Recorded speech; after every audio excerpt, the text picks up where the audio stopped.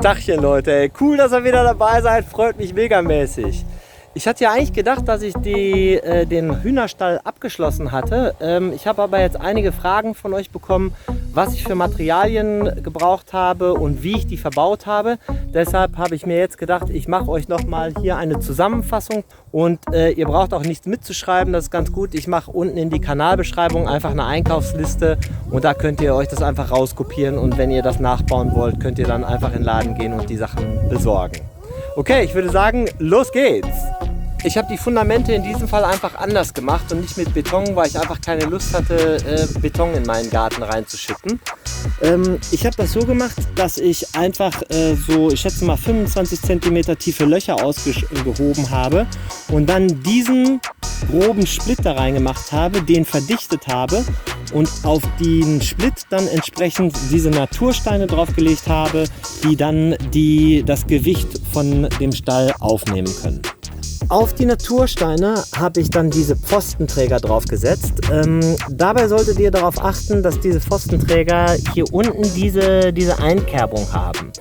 Das Gute an der ganzen Sache ist, dass wenn der Balken einmal nass wird, so wie hier, dann bekommt der Balken aber von unten Luft und der Balken fängt dann nicht nach einiger Zeit an zu modern, sondern der trocknet relativ schnell wieder ab und damit ist die Haltbarkeit einfach gegeben. Grundsätzlich habe ich insgesamt 3 verschiedene Balken verwendet und zwar habe ich einmal für den Außenbereich einen 10×7er Balken genommen.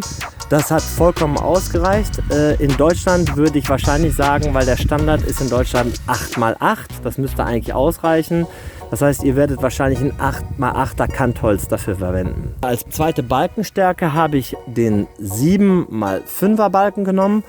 Den habe ich eigentlich für alles verwendet. Das heißt, sowohl für hier unten die Verstrebungen, als auch hier für den Innenbereich. Das heißt, hier für den Rahmen bis hin zu den Sparren in diesem Bauwagen-Style. Für die Nester, das seht ihr da, für die Nester, für die Sitzstange und für die Törchen habe ich dann die 4×4 Balken, also 4 cm x 4 cm Balken genommen, damit es einfach insgesamt leichter wird. Bei den Verbindungen habe ich dann ganz normale Holzschrauben verwendet. Das sind entweder diese 8×160, dann habe ich die 5×120 oder 5×100er Schrauben genommen und dann noch diverse kleine Schrauben. So, und zwar sieht man hier die großen Schrauben, die 8×160, die sind eigentlich auf der breiten Seite, gehen die echt gut durch. Das heißt, die greifen auf der anderen Seite in den Balken rein und ziehen die gegeneinander. Das gleiche seht ihr hier. Diese Schraube geht auch mit dem Teilgewinde, also da wo kein Gewinde ist, fast komplett durch den 7×5er Balken durch und greift dann oben komplett ins Kopfholz und hat dann wirklich echt Material, wo sie fest reingreift. Für die untere Struktur habe ich hier nochmal so Winkelträger aufgesetzt, weil die das Gewicht von dem Boden halten müssen. Aber das habe ich wirklich nur einmal hier, da hinten in der Ecke und an den Ecken jeweils gemacht. Einmal da und hier noch einmal. Die ursprüngliche Idee bei dem Hühnerstall war ja, dass ich den ganzen Hühnerstall aus Palettenholz baue. Was ich gemacht habe, ist, dass ich die ganzen Palettenleisten auf 45 cm Länge geschnitten habe. Und der gesamte Hühnerstall ist eigentlich so aufgebaut, dass ich immer 45er Länge, dann habe ich hier die 45er Länge, hier die 45er Länge und hier die 45er Länge. Das ist genau das gleiche auch bei den Nestern. Wir haben jeweils die 45er Länge und sogar bei den Dachsparren habe ich auch die 45er Länge, als auch hier bei dem Boden. Das heißt, ich habe den ganzen Rahmen so gebaut, dass man immer diese 45er Leisten dazwischen packen kann. Wenn ihr die Leisten aufnagelt, dann habe ich immer hier darauf geachtet, dass die Leisten irgendwo so um die 1,5–2 cm überlappen. Wenn ihr bei den Leisten auch mal ein bisschen schräg kommt, das sieht man hier auch so ein bisschen unterschiedlich hoch, dann ist das gar nicht schlimm, weil das könnt ihr dann einfach bei den nächsten Leisten ausgleichen. Achtet auch immer darauf, dass ihr eine vernünftige Bauleitung dabei habt, denn sonst geht das ganze Ding schief. Und die Bauleitung, meine Bauleitung sitzt hier oben und kontrolliert gerade meine Kläppchen, ne?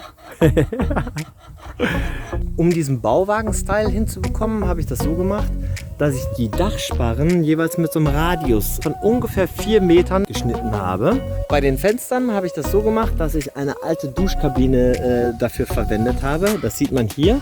Die habe ich in solche Schienen reingesetzt. Und das, was dabei wichtig ist, ist, dass ihr auf jeden Fall mindestens so einen halben Zentimeter Spiel lasst, denn die ganze Holzstruktur bewegt sich natürlich, die arbeitet im gesamten Jahr. Und wenn ihr die Fenster einbaut und mit zu wenig Spiel habt, dann kann es sein, dass die euch reißen. So wie mir, als ich das Ding geschnitten habe.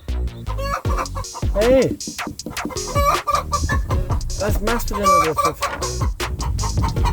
Was machst du denn da für Alarm? Das ist echt geil. Dass die jetzt alle hier rumhängen müssen und Alarm machen müssen, ist ja natürlich wieder vollkommen klar. Vielleicht noch ganz kurz. Wenn ihr die Struktur baut, denkt dran, dass ihr auf jeden Fall ein paar Diagonalen einsetzt, sowohl hier als auch da hinten, damit der Stall insgesamt auch echt stabil wird. Das heißt, dass der sich nicht verbringen kann, dass er nicht schräg geschoben wird.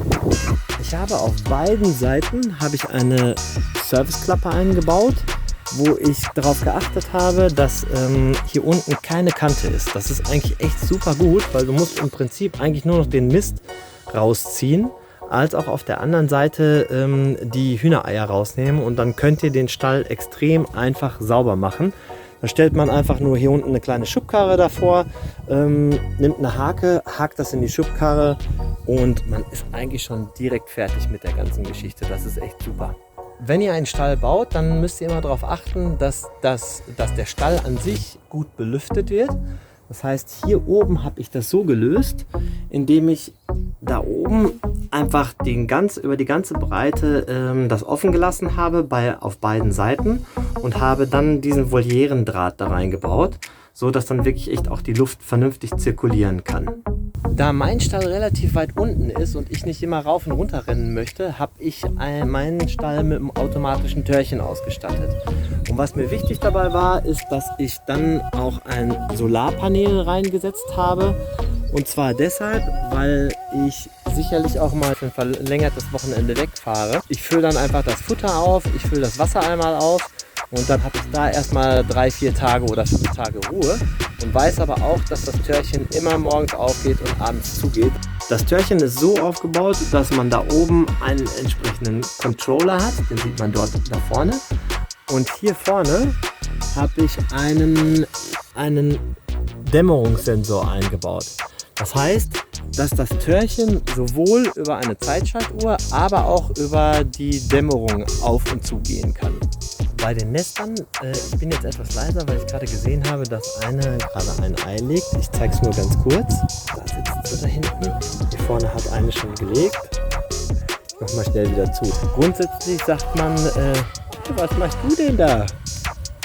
Willst du mit aufs Video kommen? Das ist übrigens die blauen Eier legt. Das ist echt total süß. Normalerweise sagt man bei den Nestern, dass man so zwischen 30 und 40 cm Grundfläche haben sollte oder 30 x 30, 40 x 40.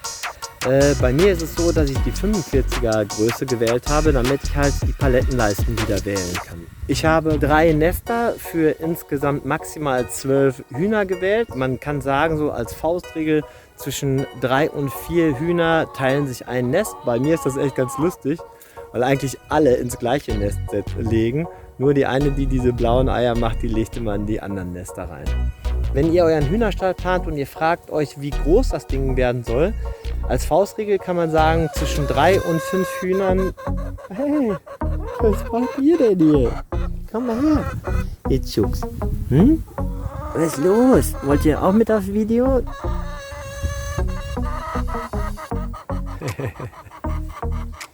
Wenn ihr euren Hühnerstall plant und überlegt, wie groß sollt ihr den machen, dann würde ich mich fragen, wie viele Hühner will ich haben?